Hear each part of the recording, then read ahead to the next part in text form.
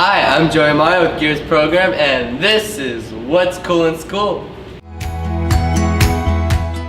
As you can tell, we are all wearing purple. Miss Paul, you want to tell us why we're all wearing purple? Today we're wearing purple because Joey let me know that he had a matching bow tie that he of course did not wear today. I'm sorry, I'm unorganized and I couldn't find it. I'm still pretty. It's alright. Thank you. We looked up what purple stands for. It is a sign of royalty. Miss Little, why are you royal? Well, I am the queen of the cafeteria. I'm gonna make you a crown that says that. And a sash. Yes, ma'am. And I will I'll wear freaking do it. I'll freaking do that. It also stands for causes like domestic violence abuse, pancreatic cancer, Alzheimer's disease, epilepsy, and many other important causes.